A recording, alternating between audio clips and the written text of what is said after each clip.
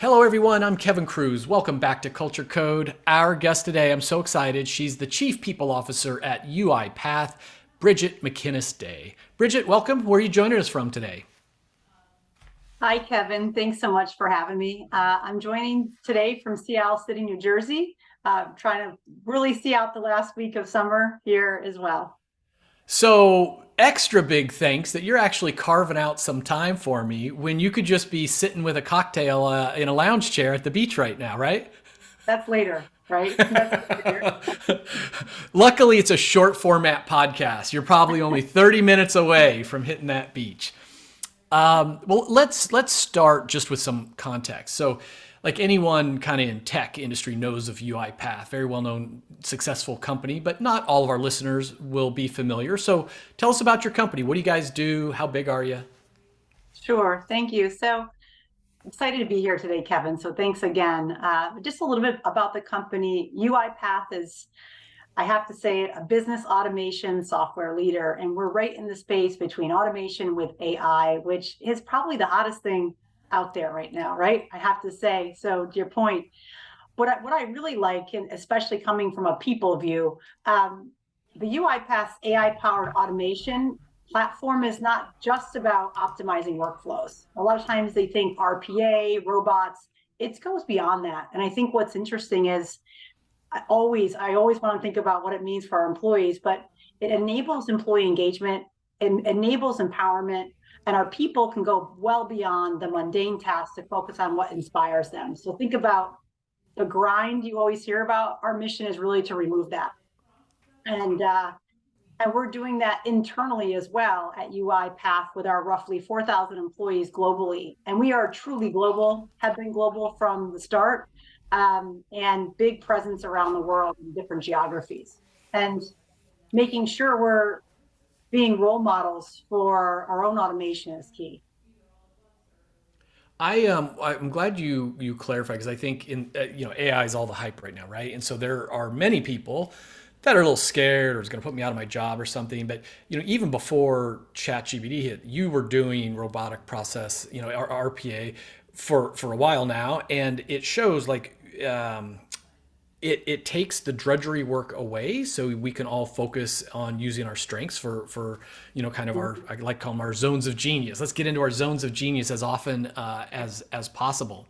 And we're here, of course, to talk about company culture, which can be a squishy thing, and we almost always can point to great culture when we see it. Sometimes it's harder to describe, but I'm going to invite you to try to describe it anyway. What is UiPath culture like? That's a great one. I think if you ever watch some of the videos on our founder and CEO, Daniel Dines, I think you hear a lot about why culture is so important and how mindful and thoughtful he's been in terms of leading the organization to focus on it.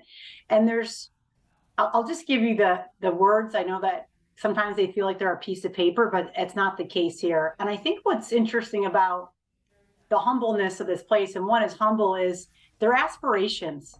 We know we're not perfect, right? And the idea is we seek to aspire to be these things, and that's always the journey as you evolve. So I think that's also something in itself, and gives you an indicator of what UiPath is like, not only for words on paper, but in terms of what behavior you want to see. So our values are bold.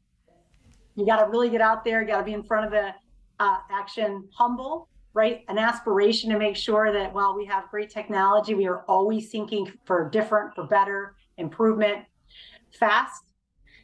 As we all know, we can miss the market. We can miss opportunities. We want to make sure we really relish in the opportunity, embrace it. And an immersed, I think, is a nice word that really grounds people and really guides behavior. So that's how we describe it. But one of the things that I looked for in organizations as a people leader, you might hear about a people first philosophy. We have that. And that's, if you think about how decisions are made, how we build up the organization, and why we do what we do as a company, it does lead with people first. For me, that was really important, and one of the main reasons why I came to UiPath. And just to wrap it around again, what I was really attracted to is our overall mission and vision is really the purpose. It's a purpose it leads to accelerating human achievement. And any company that wants to do that has people at the core of who they are, at the heart. And that for me is important from people first approach. So much great stuff there. And I'll have to say, I do a lot of these interviews, and I don't think I've heard of any other organization, using humble and immersed as like part of their values, driving their culture. No disrespect to all my friends and clients who will say like integrity or something. It's like, well, you kind of hope that's part of everybody's value. Yes. Yeah. But to have unique things that make you think like, what is that, or how do we do that? I mean, it's just a great, unique set of values. And let's face it, like something that unique, it's not going to happen by accident. It's not going to happen randomly. It's certainly not going to happen with 4,000 employees spread around the world. So how do you foster? How do you indoctrinate people? Maybe that's too strong a word, but into these values, into your culture. No, it's great. I think a lot of times people like to talk about mindset shift and all this high level stuff or change and how we drive that. I think it's down to how do we uh, even understand how to measure culture. And that's something over the last couple positions I've held, is really think about and how do you measure it? What metrics do you use, and how do you get around it so that you can do more than just pulsing? You can more than have a gut feel. That intuition's key, but for UiPath, one of the things that was really unique was they had a culture team. And I've had some before in the past, but they already had a culture team. And what that did was really the voice of the people, so that you're getting a sense of the people around the world, but also be able to share out what's important for the company and making sure that you have people that are called culture champions. And these champions, super diverse all around the world, to give all the different inputs. So like, for example, we went through and took our values, and we went through and take a look at the behaviors and said, you know what, these need to evolve. And we did that over this past year as we updated our mission, our vision, our strategy, our OKRs. And what that does is it allowed us to have that constant communication. So think about a company that puts investment in culture, has a team, small but mighty team, I'll tell you, but we're working it through the employee base. So these culture champions are super helpful in terms of helping drive that engagement with our new behaviors. Imagine having leaders have someone they can go to get feedback that's completely unbiased, even outside of HR, and says, hey, look what I'm seeing in your organization, or what's happening here or there, and gives you a heads up. That's how we're doing it differently. And back to the way to measure it, it's a couple of things. We tie different things to culture, especially as part of our people experience survey. We do that annually, but we also do pulses throughout the year. And we have a running feedback channel for the company that's on Slack. So you can see questions being posed, how things drive, and actually getting the pulse at all times. And sometimes it's really helpful for us to be able to act quickly, share information, but make sure you're feeling much more inclusive. And that's what we're trying to drive overall as an organization. So, and then also I think there's symbols in culture that how you make decisions, what you share out with people at all hands, how we communicate. We've changed and shifted some of those things. And then how do we make sure that we tie everything back to our people strategy and it's linked to our business strategy? And for us, one of the big things for us around our culture is, can I have a career here? And one of the things we looked at when I heard about, just understanding career growth and accelerating career and how do we do this as a growing company, I started to question myself, what does career even mean? And I started asking people, I had interviewed a couple of people, asking people, and every person had a different definition of career. Some people say, I want to retire back into it. Some people said, I don't want a career path.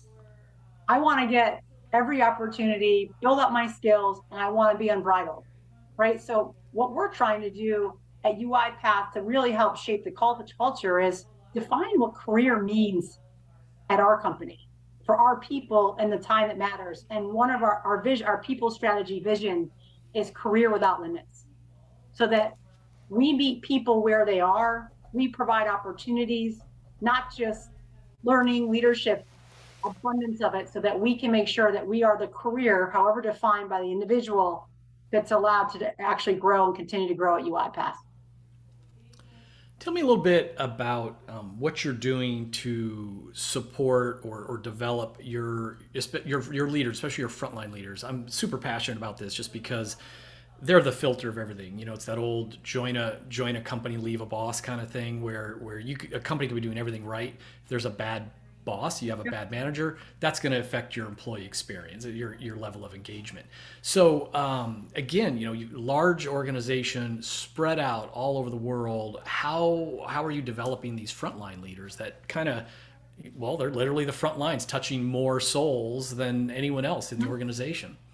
Yeah, Kevin, I think this is a big one. I read an HBR article probably maybe 10 years ago. I don't know. But it was all about your first line leaders touch 80%-ish of the whole population. We spend so much time at the top cascading messages. One of the things a previous life said, hey, why aren't we communicating to first line leaders first? If they get it, versus worrying about the range in between, we can actually have the best leadership in the company. And I think that's why the first line leaders is where you need to put most of your focus, especially from a people perspective, making sure they have the ability to understand how to manage people, how to do org design, how to handle tough conversations. All those pieces are really important. So we just put in a new aspiring leaders program. So those who want to be leaders, getting ready, and we're testing it. We're testing to see how it works, and we'll roll out fully to the organization next year. And then we've just launched leadership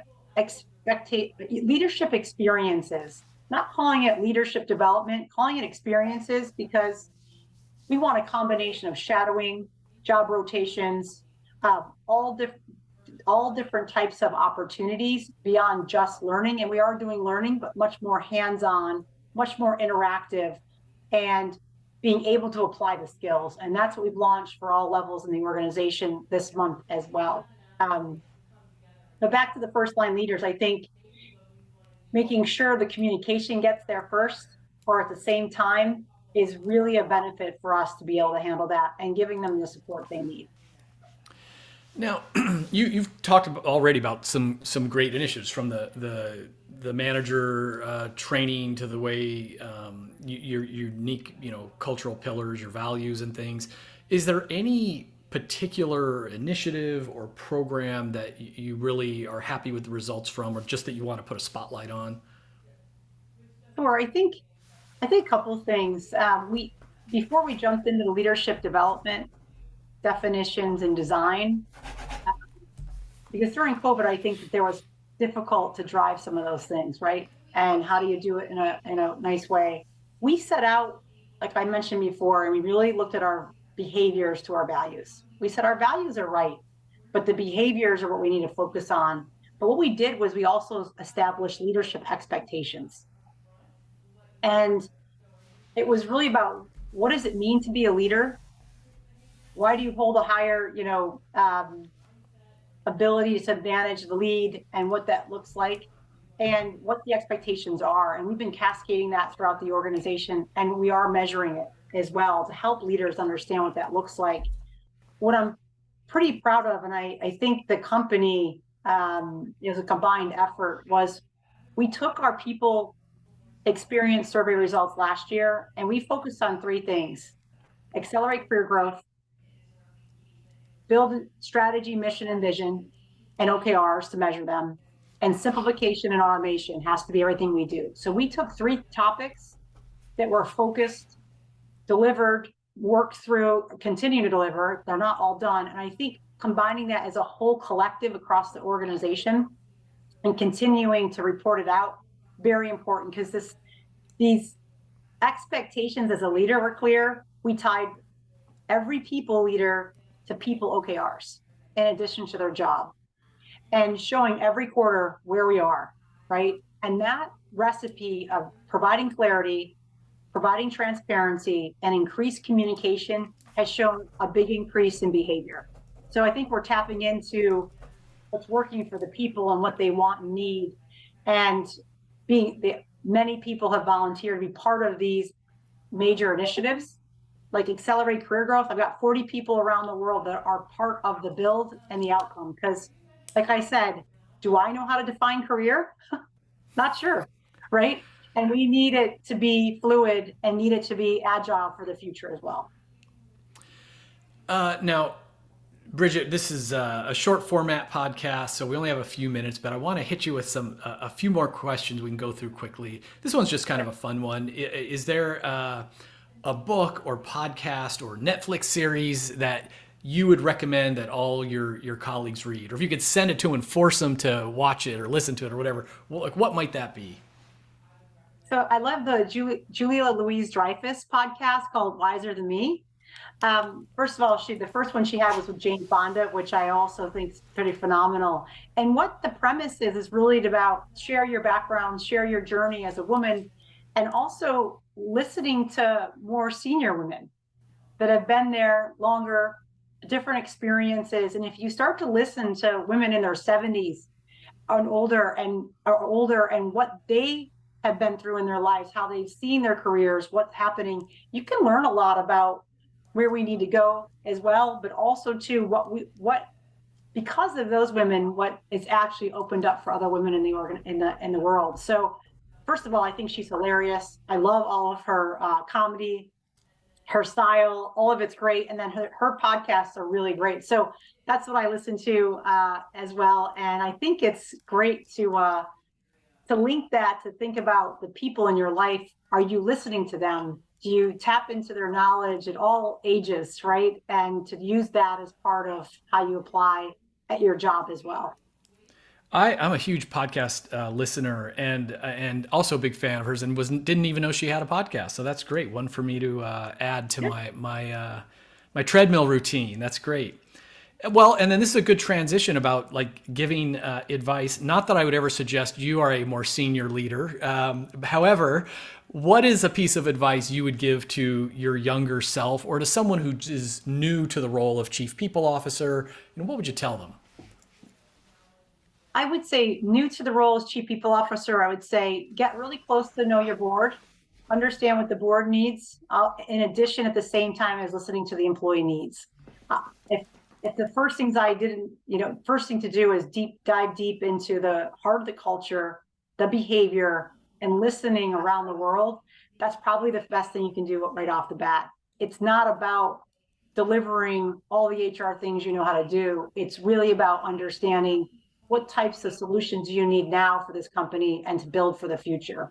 And it's got to be applied differently. You can't just use the same toolkit everywhere you go. And I think that's also about listening to your own intuition and applying that as well. So that's what I would say is just step back, observe, understand it, and really target what's needed, not what maybe is the right thing to do from a HR perspective, but really tailor it to what's needed.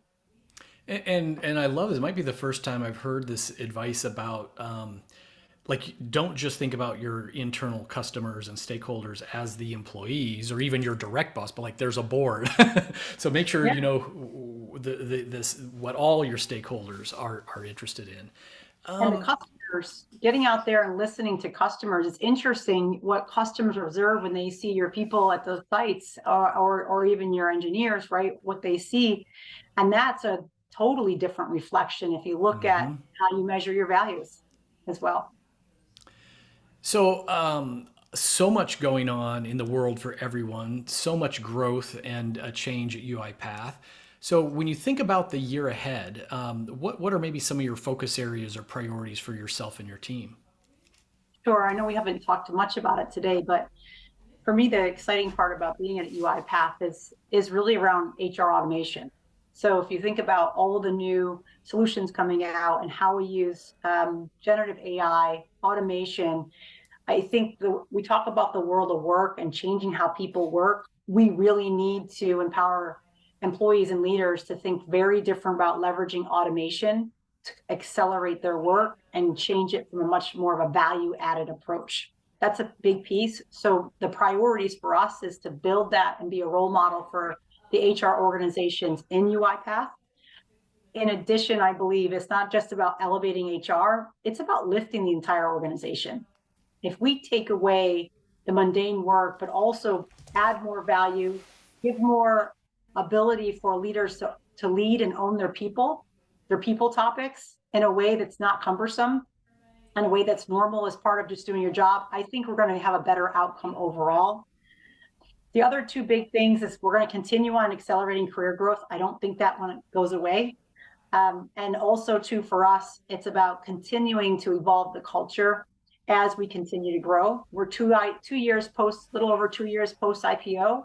And as we continue to grow and evolve, I think that's something that has to continue to be not managed, but evolved and be part of our focus areas as well. So those are the big ones for us. And I think with automation, it really challenges all the things, either the HCMs we've used in the past, or also how we deliver solutions going forward. And I'm really excited to get rid of any type of binder, cobbling different reports together.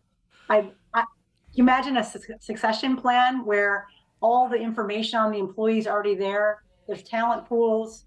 We have the ability to move people around based on it, project career paths, give them the support they need, all via automation, like we do with our onboarding as well. So it's a different world that we have to really redefine and do it pretty quickly, because I think employees want choice, have choice, and they're going to want to go where the work is the best work they can find. A future with no more binders is a compelling vision for sure. Right. I remember talking to a customer once saying that that's where they keep everything, and thinking, wow, we've got to get well beyond so that you can get access to everything, especially on talent. And having the access internally and externally on talent is going to be the key differentiation for companies going forward. Yeah, and we see that, the lens I often look at is through an L&D lens, and it was, well, back in the day, it was actual physical binders. Everyone would have training Right. binders and books Right. and things. And then it was sort of the modern version was we got a PDF, but it's a joke because you take your DISC assessment, your personality, whatever it is, and they give you Right. your report. Has anyone ever found and opened that PDF after the day of the workshop, right? Like the PDFs are just the same as the binders, or worse, they're out of sight, out of mind. And so just moving into a world where this is automated and delivered to us in a supportive way is definitely a bright future. So, Brigette, I'm so glad that your shore house had strong Wi-Fi and we were able to keep you from the beach for half an hour or so. Congrats on all the success, and thanks for spending some time with us today. Kevin, thanks so much. Thanks for focusing on this, and I appreciate the time. Thanks all.